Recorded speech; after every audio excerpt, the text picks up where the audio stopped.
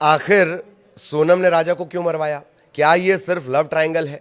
क्या कोई इतनी सधी हुई एक्टिंग कर सकता है कि करीब करीब 3 महीने एक ट्रांसपोर्ट कारोबारी और उसके पूरे परिवार को अपने इरादों की भनक ना लगने दे?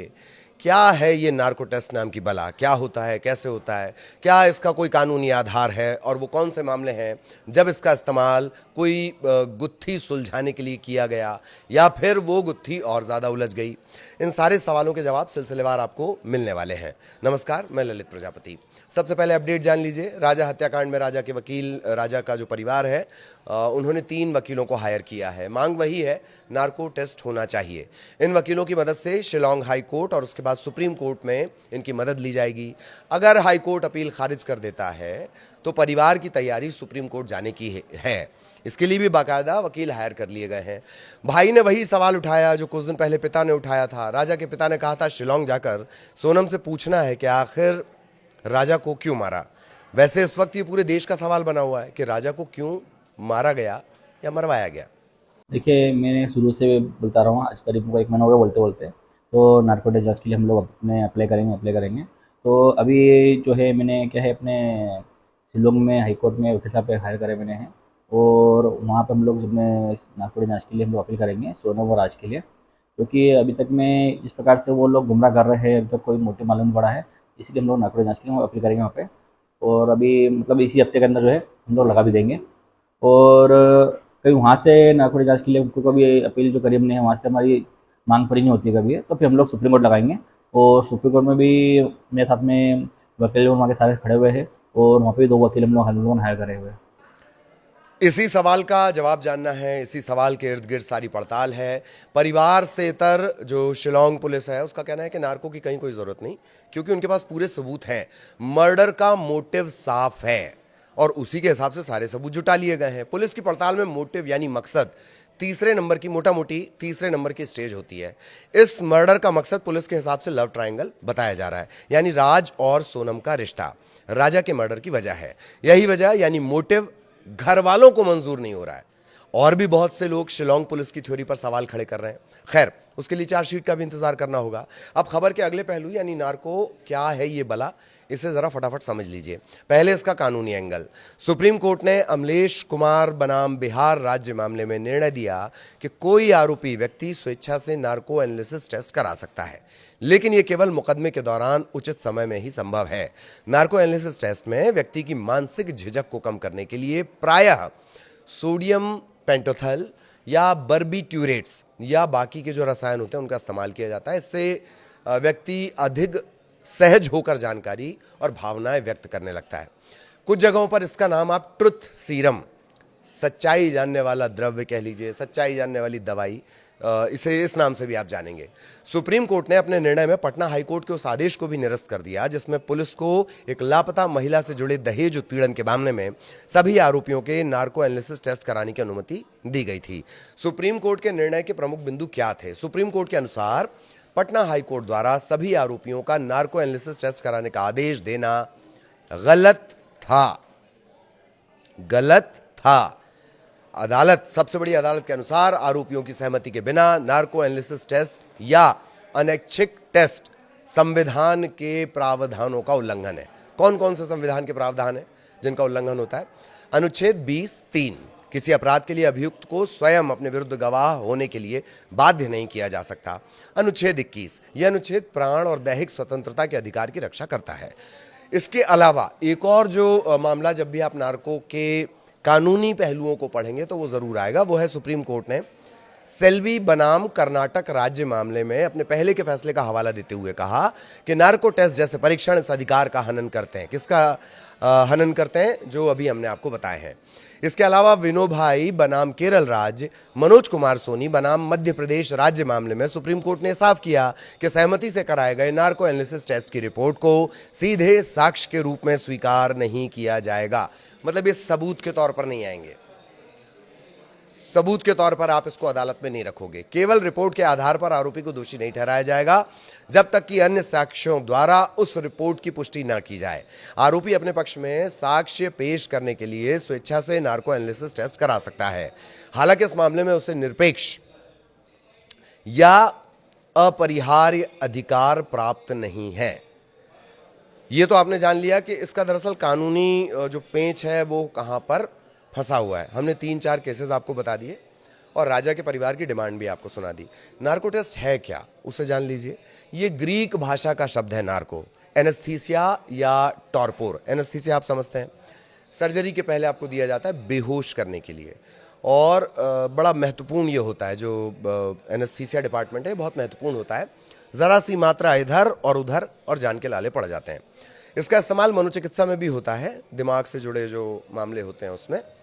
इसमें होता क्या है दरअसल, सोडियम पेंटाथल, स्कोपोलामाइन और सोडियम एमाइटल जैसी दवा को आरोपी के शरीर में इंजेक्ट किया जाता है। इसके बाद व्यक्ति एक कृत्रिम निद्रावस्था, हिप्नोटिज्म, कुछ वैसा हिप्नोटिज्म या अचेतन अवस्था में व्यक्ति चला जाता है और उसकी जो कल्पना है, इमेजिनेशन, वो निष्प्रभावी हो जाती है। इसके बाद जांच एजेंसियां संबंधित व्यक्ति से डॉक्टर्स की मौजूदगी में पूछताछ करती हैं, वीडियो रिकॉर्डिंग की जाती है। सोडियम पेंटोथल या सोडियम थायोपेंटल कम अवधि में तेजी से काम करने वाला एनेस्थेटिक है। इसकी अधिक मात्रा में उपयोग सर्जरी के दौरान रोगियों को बेहोश करने के लिए किया जाता है, जिसका अभी हमने जिक्र किया। ये दवा जो है वो बार्बिट्यूरेट वर्ग, रसायन में हर किसी का वर्ग है, केमिस्ट्री में हर किसी का एक वर्ग बटा हुआ है कि फलाने डिपार्टमेंट से ये दवा आ रही है, फलाने क्लास समझ लीजिए, उस क्लास से ये दवा आ रही है।